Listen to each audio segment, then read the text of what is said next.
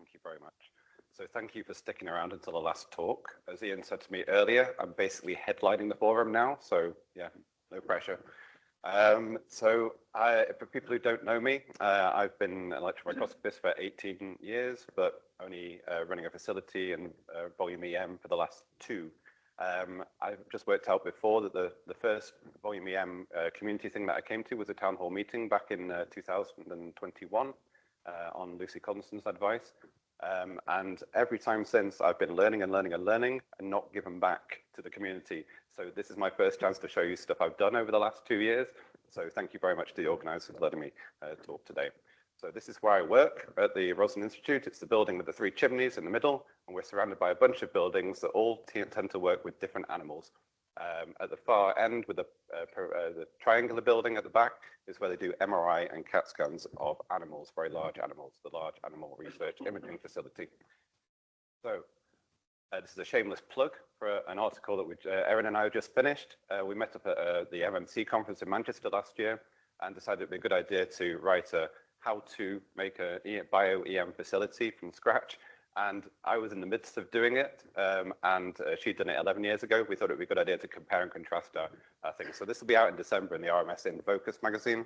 So I recommend you go and see it. It's got lots of plugs for the VEM community in there and pointers to places that I got helpful pointers from. And Erin got use from there as well. So this is the place I work. It's famous for Dolly the sheep and Sir Ian Wilmot's work back in the day. It is placed, if you look in the middle there, it's quite a way outside Edinburgh. Centre of Edinburgh is in the blue circle at the very top. That's a place where people might know with a castle and all of that. I have to drive 30 minutes south to the Rosalind site that's out in the sticks, but it's lovely, we get a nice view. What you can see around us in the top right is a bunch of buildings that are related to different animals. The bottom right of that picture, well, there's lots of different buildings that are related to avian research, equine research, aquaculture. There's a vet school, a small animal hospital, and the Large Animal Research Imaging Facility. So my local community is animal-based. It's animal-based for the sake of animals, and it's also animal-based for the sake of human disease as well, animal models. So this dictates the kind of work that I do. So the kit that we got in 2 years ago is all pictures on the left. It's all based around one machine, which is the Gemini 360 from Zeiss. We have applications for array tomography, for serial block-based imaging, for serial section T, and a bit of SEM on the side. You can see in the middle the split of the projects that I do over the last 2 years, the 28 projects, mostly serial block-based stuff. That's because people know we have it. They want to do the fancy new technique. It's my job to actually get proper scientific data out of it, not just let them do it for the sake of it. And these are the species that we've worked with to date, from nematode worms to zebrafish, rodent models, chickens, sheep, and humans. And today, I won't go into all of these. On my poster, I had some from the nematode worm and from the mouse, but I'm going to concentrate on 2 sheep studies today, one from the medical side of things, one from the veterinary side of things. So I don't have time, and Leandro will shoot me down if I try and do all of them in one go. So this is the first study. This is based on a medical need. This is Batten disease that affects children up till the age of 10. They do not last past the age of 10. It's a very sad condition. These are my collaborators at the top that worked on things like proteomics, and on the histology, on the MRI, and looking after the animals, James Nixon and the LARIF team. Principally, it's a lysosomal storage disorder, and we'll come back to this because it's the lysosomes that we look at the ultrastructural level. But it comes in many varied shapes and sizes, but it really, if you look towards the bottom of these bullet points, you can see that it ends with blindness, cognitive and motor deficits, and seizures towards the end of the life of these children. So what we can do is start to look towards how the disease progresses in the brain. We can do this in a sheep model. And the reason for using a sheep model is for twofold. Number one, if you can see on the top of this slide, the mouse adult is a lot smaller than the sheep, and it's much more, the sheep is much more comparable to a human at 4 years. This is juvenile sheep. Also, the ratio of white matter to grey matter is a much better match between the sheep and the human than the mouse would be. The very sad images at the bottom are how the disease progresses from 1 to 2 years old all the way through to 4 to 9 years old. You can see just very clearly the brain atrophy that happens. This is the most striking thing that happens. And to reverse this or to halt this is the whole aim of the research that these collaborators of mine do. On a gross structural level on an MRI, you can see with the red arrows, you can see thinning in the cortex on the bottom pictures, And this is in the disease model sheet versus the control sheet on the top.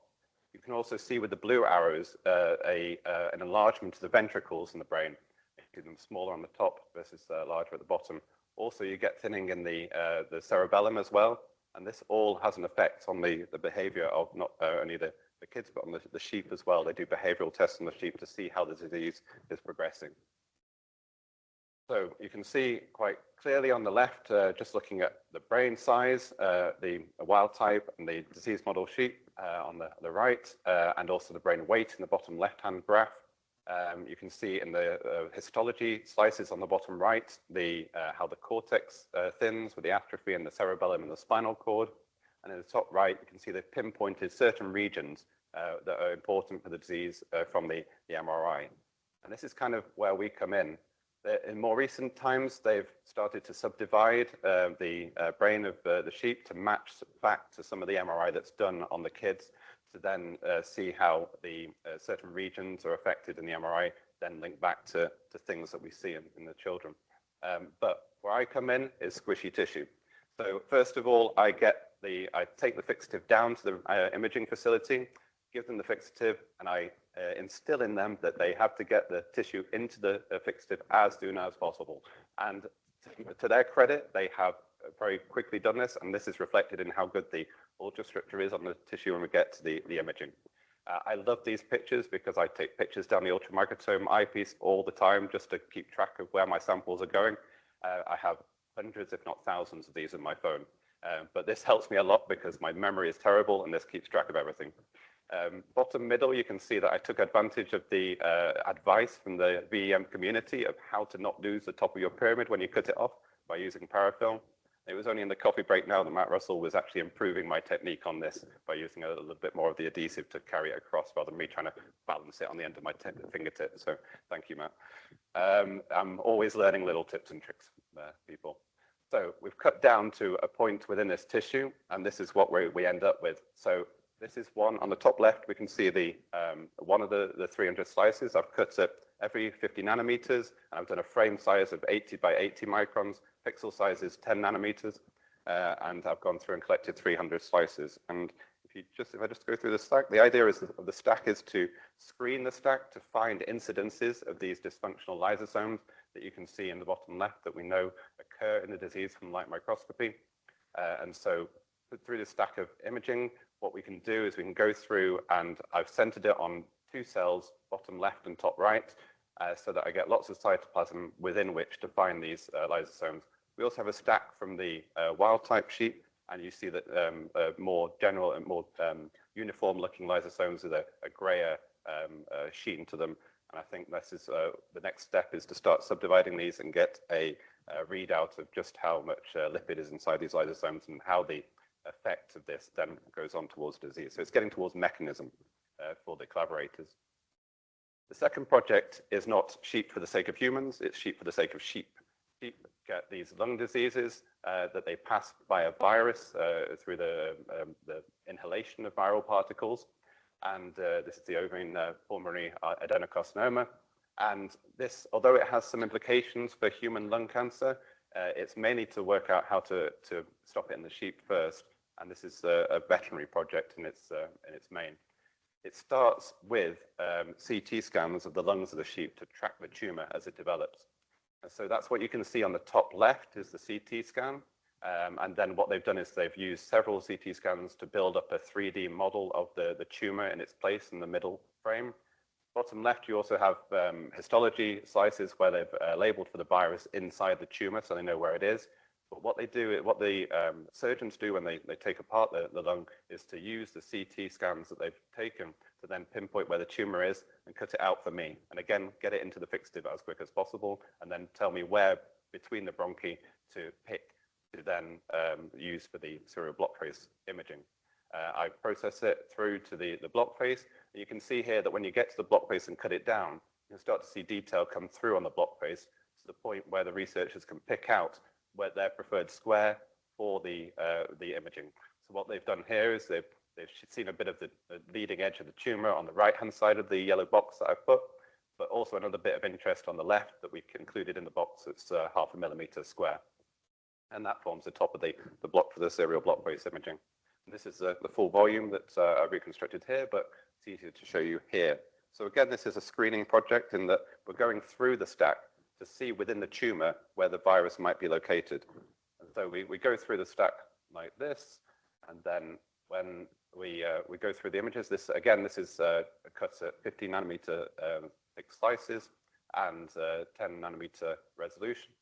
And then we zoom in on the side, and if you look at the right-hand side of the frame here, you can see at the edges of the cell, the tips of the cell, these little black circles come in, and this is what the collaborators have identified as the virus. It's about 300 nanometers across, and then we can see here that if you look at the kind of mid-right, there's a circular, it's going to come through now, a circular tip of a cell with a bunch of these small dots in top right. You can see that small dots coming in. So we've located regions where the virus is, and this informs them how the virus is located within their tumor of the sheep. And we're going to look at more of this to see how this is only one sheep, and we've not gone past this, but we'll have more sheep afterwards.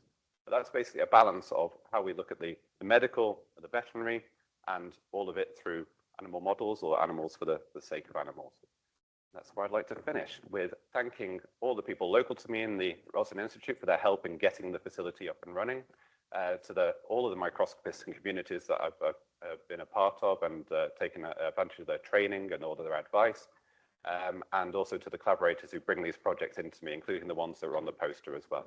Thank you very much.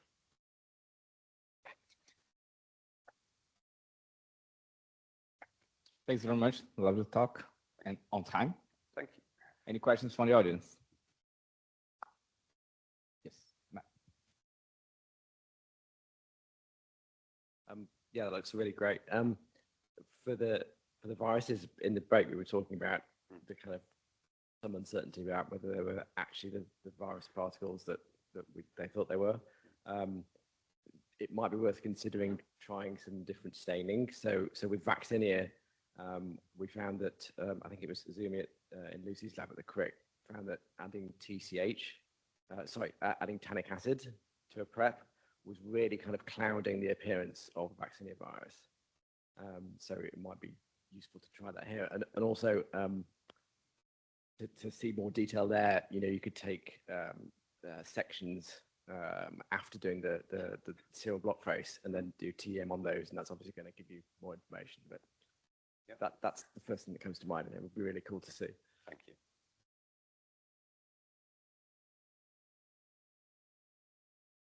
On a comparable part, also still with the virus in the sheep, is then only the tumor part of the lung really affected by the virus, or is the virus also in the rest of the lung? Because if not, then you could actually also then get a bit of the rest of the lung to see as a control tissue, whether you see similar structures there or where it's only there in the tumor part. Yeah, you can. So actually, within the stack that I took, I showed you a subset of the stack and high magnification. But if you look further in past the first cell layer, then you're not seeing the virus. It only seems to be at this at the tip of the edges of the cells, which is why this is a putative identification of the virus because of its location. But there are comparable TEM studies of this same disease, and so we're going to cross-check back with those to see how much they match those original studies. Any other questions? I have a comment because I think you highlight a very important thing. Was you need a communication channel with the users, because sometimes they expect us to find out what they want to see it in the region of interest, but it's quite important to have this communication back and forth to make sure that you can get the data they are expecting out of it. It is, yeah. One of the things that I put on the poster was a project where I was literally in contact with the collaborators every day, because I was chopping down through their tissue, through a mouse embryo, to a certain region that they wanted to image, and they only wanted that bit and not the bit before. And so I kept going until I got to their 2-cell layer bit, and then they said, right, that's it, you've got it. And that's a collaboration of them being very good at dissecting the tissue down in the first place, so I know within which region I can start to get to, and then also me checking back to make sure that we get the most out of the imaging. We don't go past it, or we don't go start taking stuff we don't need. I think it's very important. Thanks very much. Thank you. And